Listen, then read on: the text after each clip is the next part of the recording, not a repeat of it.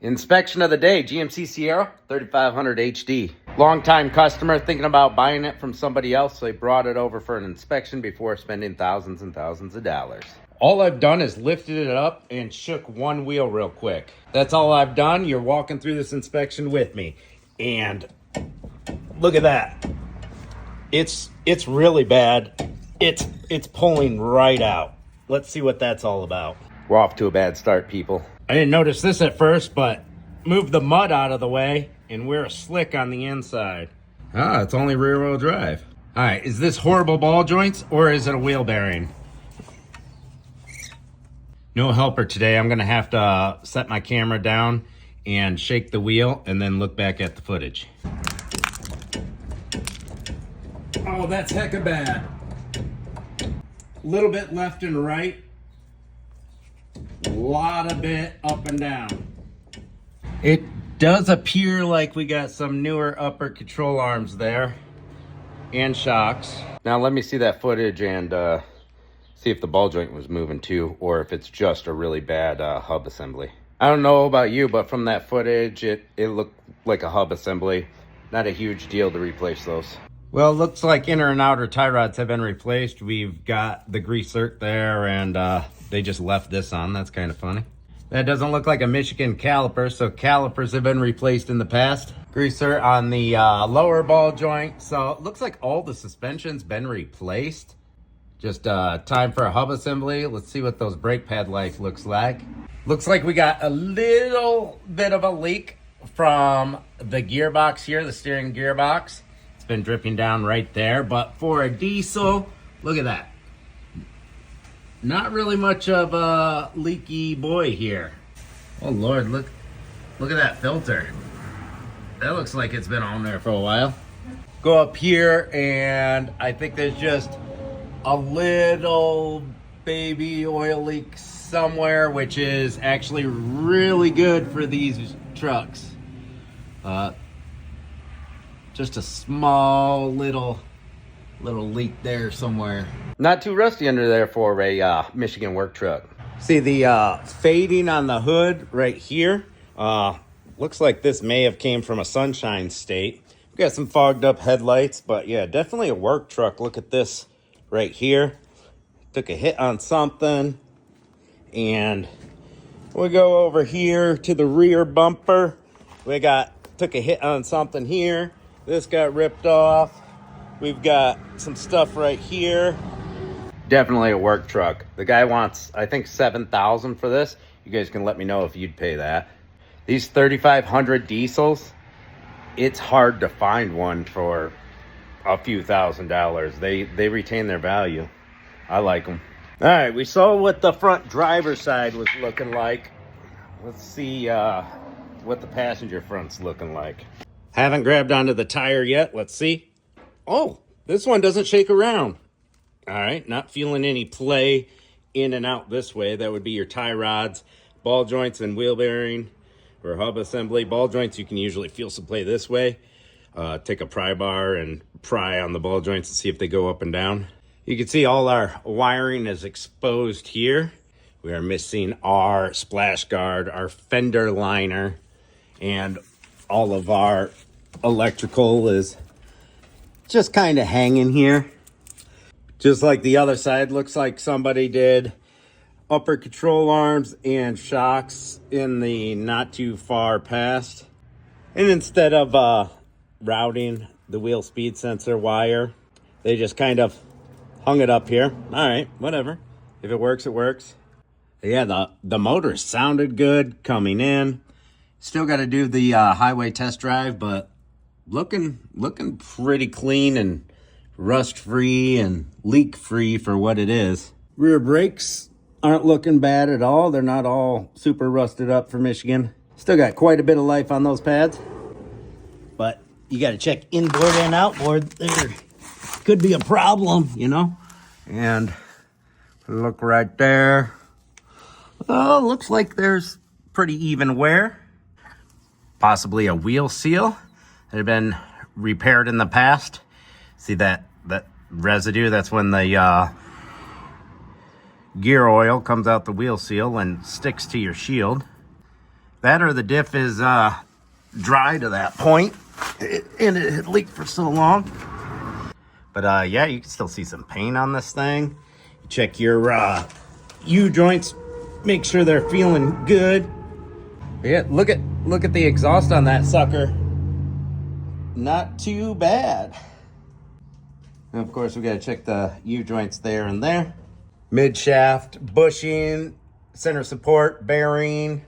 Looking pretty good. One little crack there, not bad. Everything in the rear diff and all that looks good. See how even the tread wear is on these rear tires? Then, you know, there's a slick on the inside of the front left. The front right, we have really good feathering right here. Maybe they had those suspension issues. That's why we got newer control arms, ball joints, tie rods, and everything, but they didn't get aligned afterwards. Or the tires got wore like this from the bad parts, and then they changed them, and, you know, that's just what the tire looked like afterwards. Dim rear shocks are looking pretty good too. We got lots of life on the front brake pad still. Now it's time for the under the hood inspection. Batteries, AGM battery, expensive. Terminals are clean. You got the dual battery. Oh, you got the crappy Everstart here. Correct me if I'm wrong, but I'm pretty sure there's supposed to be a cover on this air filter. Let's see, is this tight? Yeah, I think so. I think it's supposed to have a little support there that's not there. So 6.6 turbo diesel. Check out your belt. Belt looks good, and it looks strong when you pull on the belt on the tensioner. Fan, no play in the fan. Everything looks nice and clean up top. So now we're gonna just check our fluid levels. You know, look at that. That's right on the full line, full cold. You get your brake fluid there, right under the max. Max is right there. Right about where I expect it to be with the brake life. Everything looks nice and clean up top. And maybe that little bit of oil residue on the front of the pan. Look at this pump, like somebody overfilled it or something. And maybe that's what that rundown was right there. Because, yep, you could see it. It ran right down there. I was worried that it might be the crank seal or something, the front timing cover seal. But can't really get a good peek right from this angle. But that, yeah, it kind of looks like that's where that came from. Engine has no leaks, it looks like. Oil level is right at the full line and nice and black like diesel oil. Could probably use an oil change. Now it's time for the test drive. Make sure that the AC works. A lot of people forget that step. Crank that AC on, especially if it's wintertime and you're buying a vehicle. People forget to turn that AC on to see if it works. So it's a GM over here, but a Chevy right here. I think there was some junkyard parts. Pro tip, if you're looking for headlights, eBay is where you're gonna find the cheapest replacement ones. I thought the hood didn't latch at first, but no, it's just got a little play after changing a hood after collision. Most hood latches, you can adjust on those bolts right there. Like they might have a little slot. And you can loosen the bolts and adjust the hood latch. Seems like this one needs to come up a little bit. Fuel tank door, it's all effort up. Let's see what the interior looks like. Better than expected. Couple little stains here and there. Looking good. Only one cigarette burn. Well, one or two. Pretty clean interior. Looks like it recently got wiped down. We got the common fading mark there and on the radio that all these Chevys get around this year range. All right, I only had the key on the on position and in neutral to do a couple tests for a little bit, and it won't start.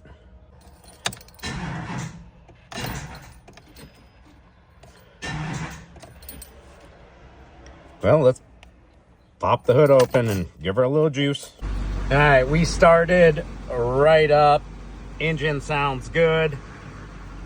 Tire pressure monitoring system. We did see the aftermarket wheels, and I wonder if there's even sensors in there, and a lot of people don't even care about that. When the sensors start to fail, they're just like, screw it.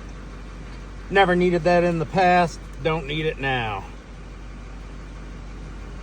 but something I can easily fix if you wanted. ABS light is on, and that is most likely from the bad hub assembly over here. And so once that gets fixed, that ABS light should be taken care of. No check engine light so far. Could have been recently cleared because he's trying to sell it. So we'll take it for our drive and hook the scanner onto it. And we're gonna see if the AC works. Like I was saying, just make sure the AC works.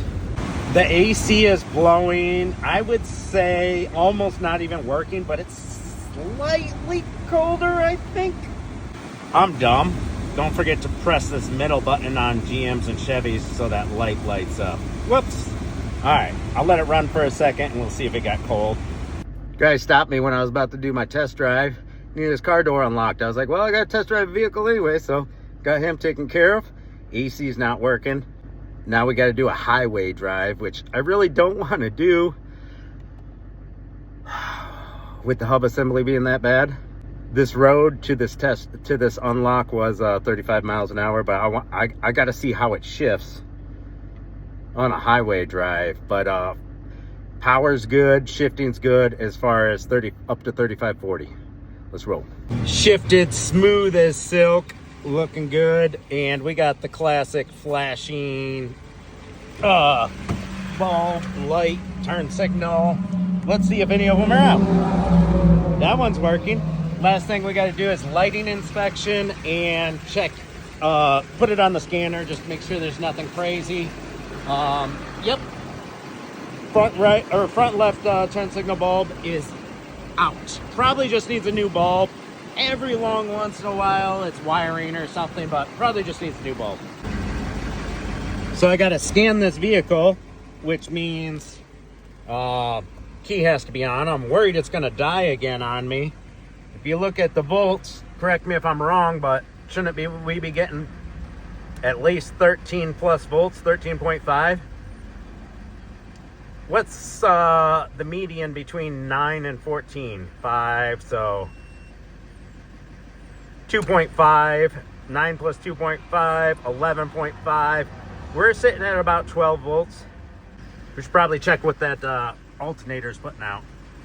Took a little while. I was worried that the DLC wasn't working, but it connected. The turn signal on this side is only flashing at the top. Come over to the passenger side, flashing at the top and bottom. We've got mismatched tail lights here. Running lights are working. Well, I know the reverse lights aren't working. It's straight up missing from here. We got one bulb in there. Don't know if it's working or not. Look how pretty that sky is behind me. But anyways, we got some lighting issues here. Mismatched taillights. Don't know what that's all about. So this is strange. On the gauge of the truck, it says 12 volts. On my scanner, we're reading 14.26 volts. Wonder if that gauge is off or something funny is going on. Don't know. But we're going to go ahead and just auto scan this whole thing and see what I got. All right, it does look like we've got quite a few codes here, but they could be all just old stored codes that never got cleared. Our check engine light's not on. None of our lights are on except for, of course, the ABS and the TPMS. We want to check out the PCM just to see what's going on. Engine coolant temperature below thermostat regulating temperature. I did notice that it seemed to be running a little bit cool. Theft deterrent key incorrect. Since DTC was cleared, passed and failed. Fuel rail pressure too low, pass and fail. So to see, you got the cruise control switch, but to see if these are still active and everything's going on, clear it, take it for a test drive, scan it again, and see if they're coming up. Looks like it may need a thermostat as well. We definitely want to see what that one code is on the transmission control module, electronic brakes, because we got that ABS.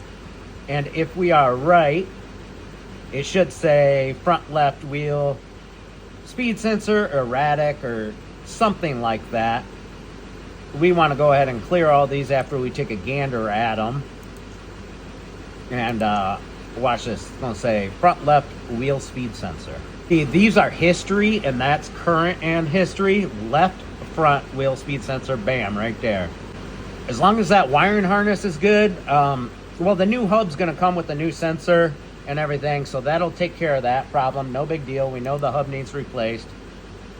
We're going to go into the transmission control module and just make sure this code is what we think it's going to be, or see if it's something else. Transmissions are kind of important in vehicles.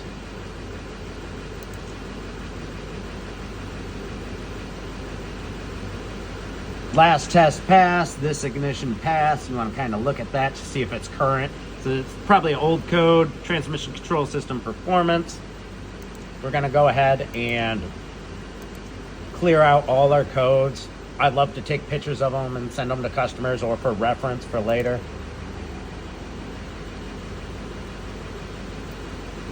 Just a quick erase of all the modules.